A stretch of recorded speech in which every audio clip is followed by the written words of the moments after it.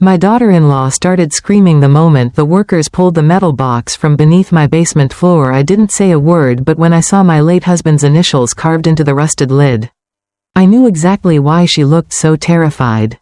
What happened next destroyed my family forever. I'm glad you're here. Follow my story until the end. And tell me where you're watching from. Sometimes the truth stays buried for years, until one crack in the foundation brings everything to the surface. The morning it happened, the sky over Columbus, Ohio, was gray and heavy with rain. I had been standing in my kitchen making coffee when the plumber knocked on the back door and told me they needed to break through part of the basement concrete. A pipe had burst underneath the house sometime during the winter freeze. My son Ethan had insisted on handling the repairs himself. He and his wife Vanessa had been living with me for almost a year after falling on hard times. Though somehow Vanessa still managed to carry designer handbags and book expensive salon appointments every month. I wrapped my cardigan tighter around myself and slowly walked downstairs after hearing shouting. That was when I saw it. A black metal box covered in dirt and concrete dust sitting in the middle of my basement floor. One of the workers looked at me nervously. "Ma'am," he said quietly, "we found this buried under the foundation." Before I could answer, Vanessa rushed down the stairs so fast she nearly slipped. Her face turned completely white. And in that exact moment, I realized she already knew the box was there. Vanessa stared at the photographs like she had seen a ghost. Her lips trembled, but no words came out.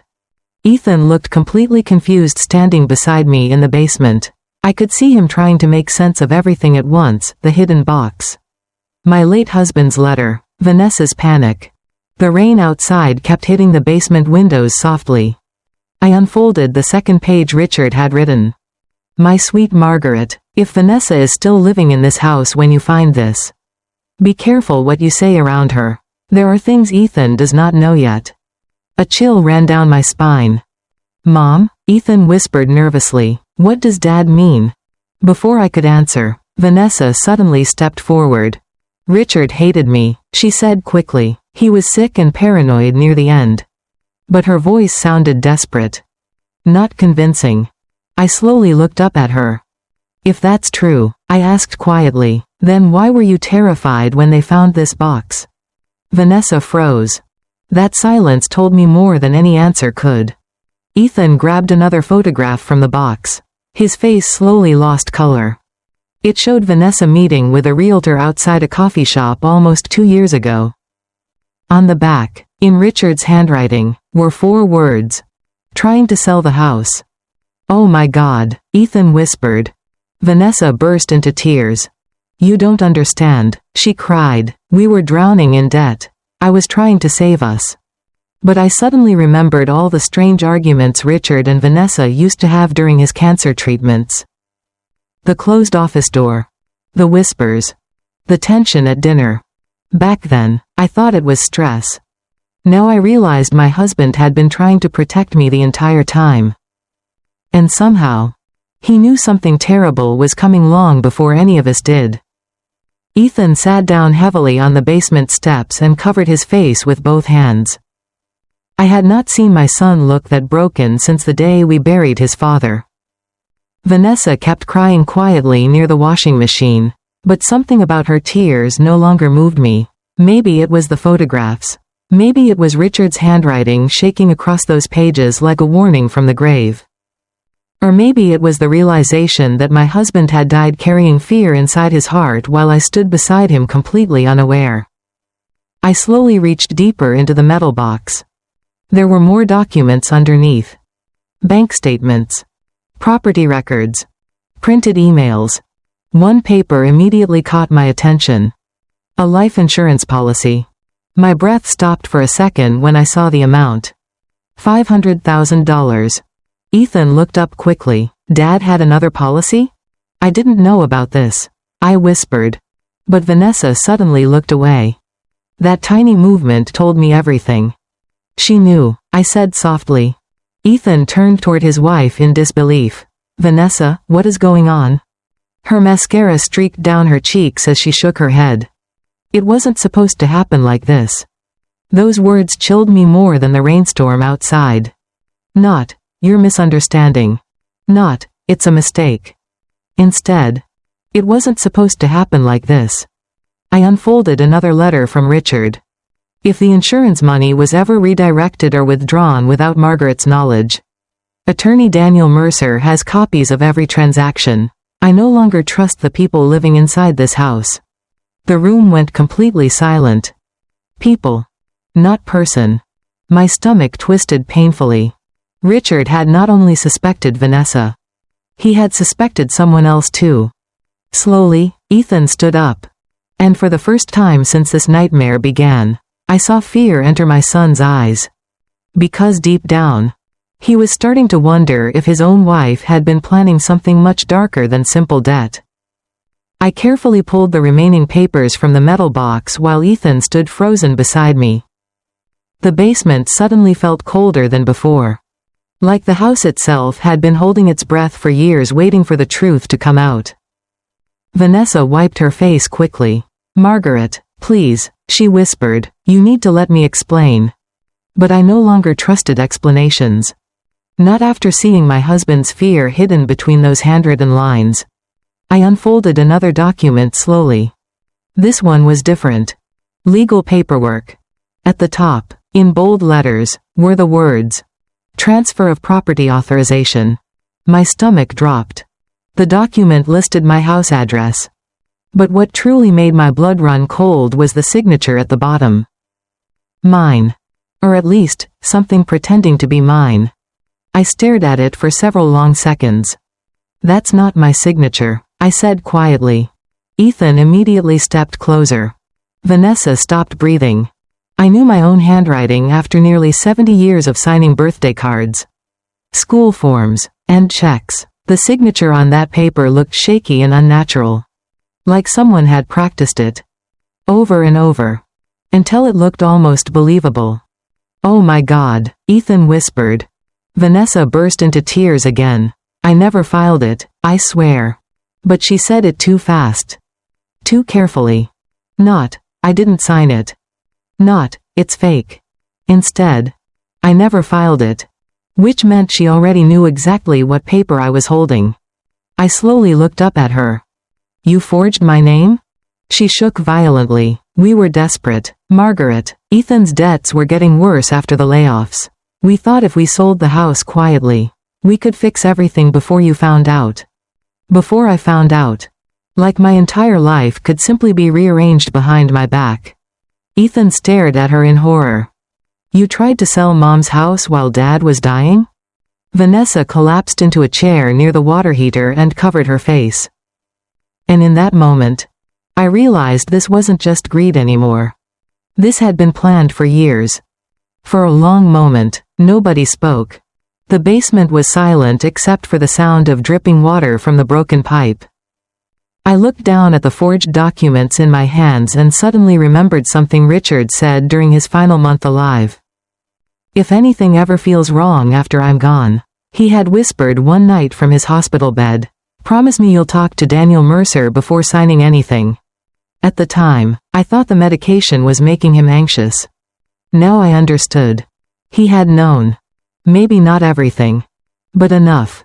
Ethan slowly turned toward Vanessa. His face looked pale and hollow under the basement lights. "How long?" he asked quietly.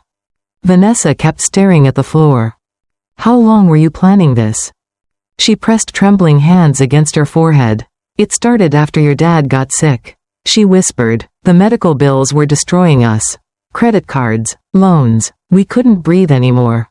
But you never told me," Ethan said. "I tried." Her voice suddenly cracked louder. "You always believed things would magically work out. Someone had to do something." I watched them arguing, but emotionally I felt far away from both of them. Because another memory had suddenly surfaced inside my mind. About 6 months before Richard died, I walked into his office unexpectedly one afternoon. He had slammed a folder shut so quickly it startled me. When I asked what he was hiding, he smiled and kissed my forehead. "Just boring paperwork, sweetheart." But now I realized that folder had probably contained these very documents. Proof. Evidence. Protection. I reached deeper into the box again. At the very bottom sat one final envelope. Unlike the others, this one had only 3 handwritten words across the front. Open this last. My hands started shaking before I even touched it. Because deep down, I knew whatever was inside that final envelope was the real reason Richard buried the box beneath our house. I stared at the final envelope for several seconds before opening it. Something inside me already knew my life was about to change again. Ethan stepped closer beside me while Vanessa remained frozen near the water heater, crying quietly into her hands. The envelope felt heavier than the others. Inside was a smaller sealed packet, and another letter from Richard. Margaret, if you are reading this final letter, then things became worse than I feared. I pray Ethan was not involved. But if he was, promise me you will still protect yourself first. My chest tightened painfully. I looked at my son instinctively. Ethan's face crumbled the moment he read those words over my shoulder. Dad thought I was part of this, he whispered. I kept reading slowly. 3 months before my diagnosis, I discovered withdrawals from our joint retirement account. At first, I believed it was a banking error. Later, I learned Vanessa had convinced Ethan to access the funds for temporary investments. Ethan looked physically sick now. Oh God? Vanessa suddenly stood up. We paid most of it back. Most. Not all. Another terrible little truth. Richard's letter continued.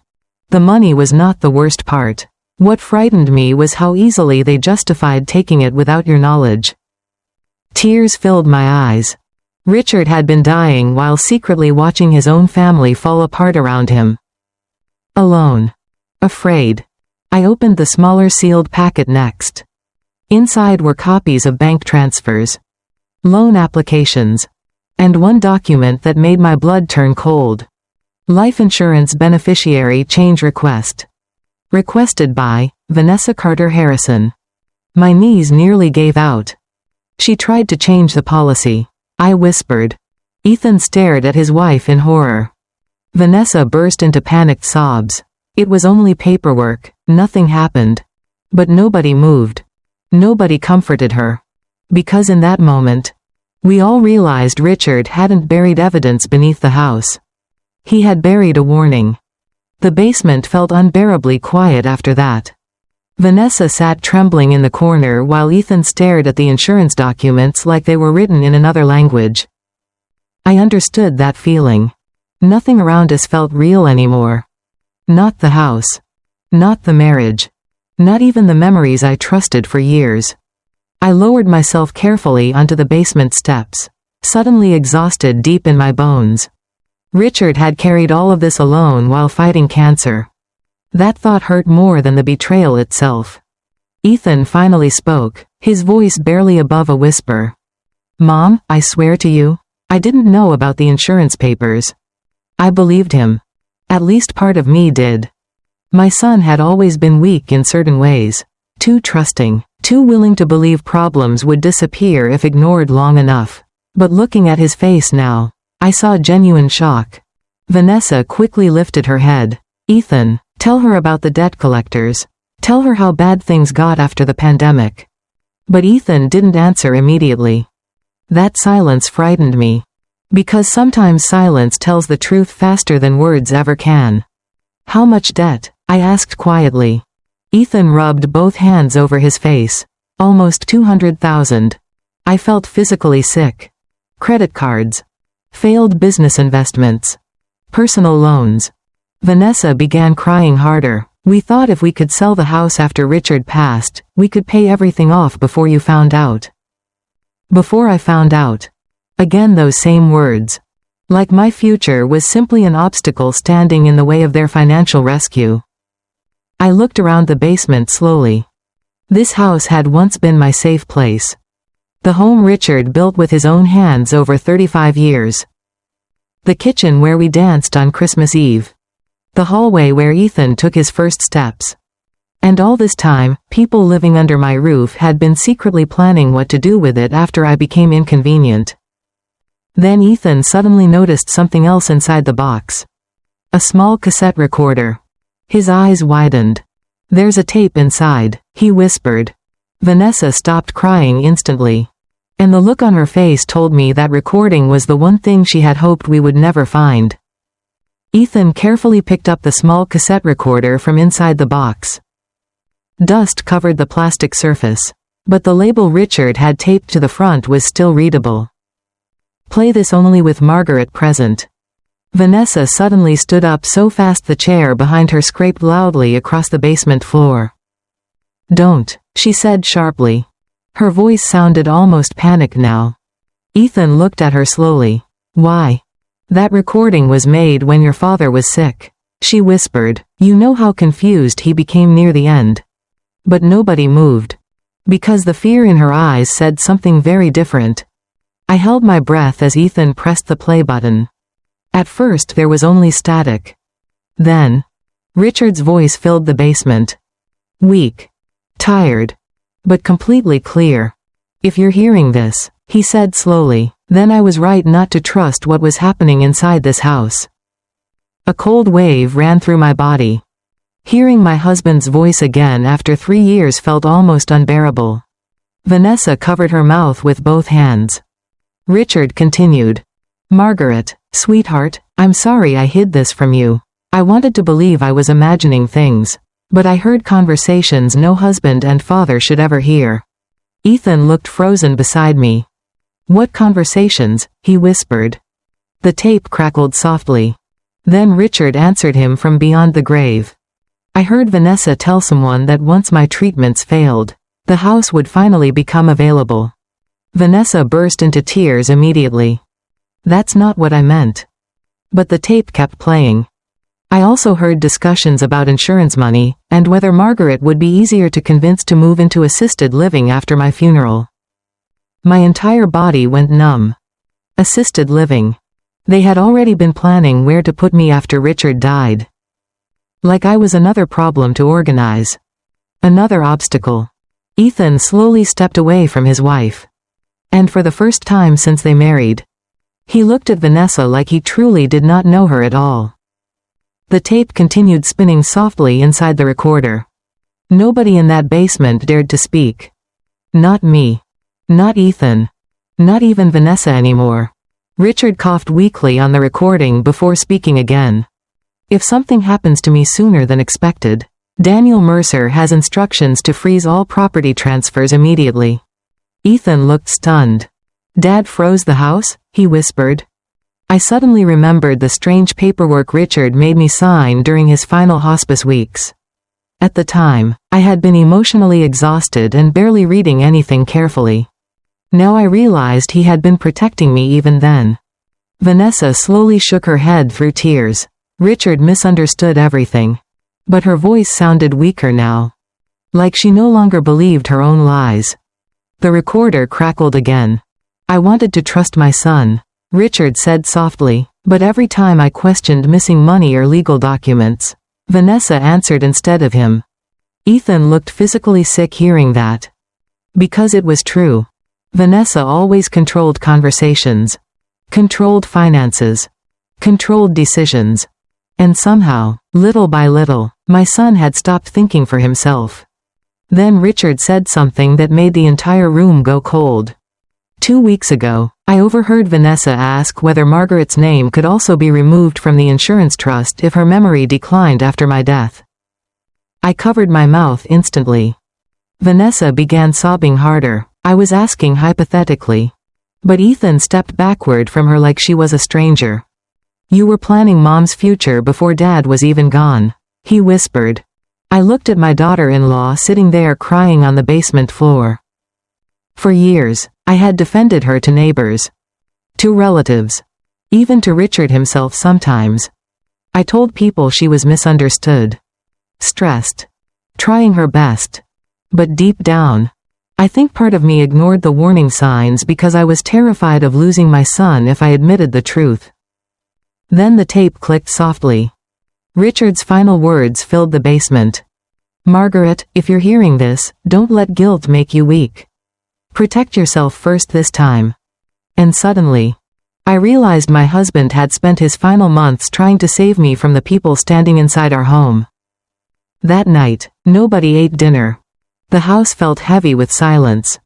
Ethan locked himself inside the guest room downstairs while Vanessa stayed in their bedroom crying for hours.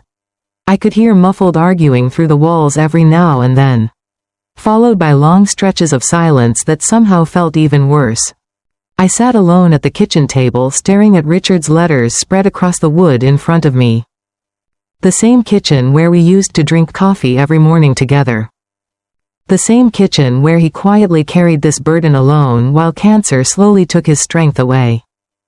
I kept replaying the recording in my head. Protect yourself first this time. Richard had never spoken to me like that before. Not once in 40 years of marriage. Which meant he truly believed I was in danger of losing everything. Around midnight, Ethan finally came upstairs. His eyes were red from crying. "Mom," he said quietly, "I'm so sorry." I looked at my son for a long moment. Part of me wanted to pull him into my arms like when he was little and scraped his knees riding bikes in the driveway. But another part of me couldn't stop thinking about the retirement money. The forged documents. The secret meetings. "How much did you know?" I asked softly. Ethan immediately shook his head. "Not about the insurance policy. I swear. Vanessa handled most of the paperwork after Dad got sick." Handled. Another dangerous word. Little by little, I was beginning to understand how easily people surrender control when life becomes difficult. Ethan sat across from me slowly. "She told me refinancing the house would help everybody," he whispered. "Then after Dad passed, she kept saying you'd eventually want assisted living anyway." Anyway. As if my future had already been decided for me. I folded Richard's final letter carefully and placed it back inside the envelope. Then I looked directly at my son. "Tomorrow morning," I said calmly, "I'm calling Daniel Mercer." Ethan lowered his head. Because deep down, I think he already knew nothing inside this family would ever be the same again. The next morning, the house felt strangely calm. Too calm. Like everyone inside knew a storm was coming but nobody wanted to say it out loud. Vanessa stayed upstairs and never came down for breakfast. Ethan sat across from me at the kitchen table silently stirring cold coffee for nearly 10 minutes without taking a sip. At exactly 9 o'clock, attorney Daniel Mercer arrived. The moment he stepped through the front door and saw the metal box sitting on my dining table, his expression changed. "So Richard was right," he said quietly. Those words sent a chill through me. Daniel had been Richard's closest friend since college. He handled our wills, retirement accounts, and property paperwork for decades. If Richard trusted anyone completely, it was him. I handed him the letters and cassette recorder without speaking. He spent nearly an hour reviewing everything carefully while the house remained silent around us. Finally, he removed his glasses and looked directly at me. "Margaret," he said gently, "Richard legally protected this house before he died. Nobody can sell it, transfer it, or refinance it without your direct approval." Relief hit me so suddenly I nearly cried. But Daniel wasn't finished. He opened another folder from his briefcase. "There's something else Richard asked me to hold until necessary." Ethan looked up nervously. Daniel slid the paperwork across the table. Official trust documents. At the bottom was a clause dated 6 months before Richard's death. In the event of fraud, coercion, or financial manipulation against Margaret Harrison, all inheritance rights connected to this property may be permanently revoked. The room went completely silent. Vanessa had quietly walked downstairs halfway through the meeting. Now she stood frozen near the hallway staring at the papers like she couldn't breathe. Ethan looked devastated. But I simply sat there staring at Richard's signature at the bottom of the page.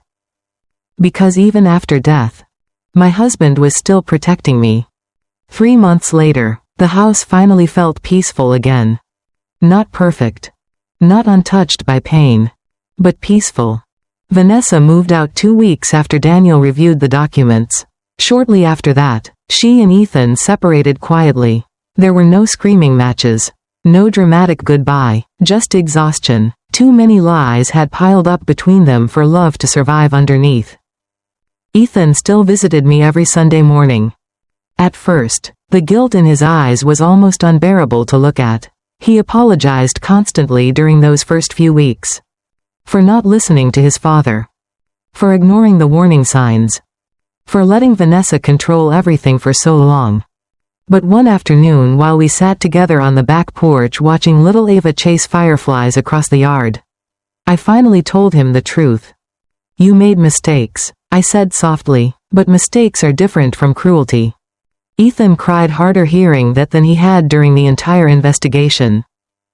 Daniel helped secure all the accounts Richard protected before his death.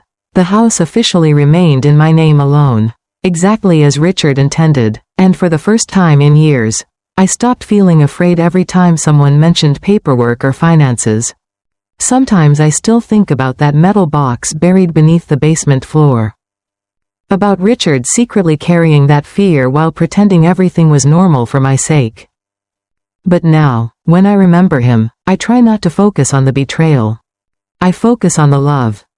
Because even dying of cancer, my husband spent his final strength trying to protect me.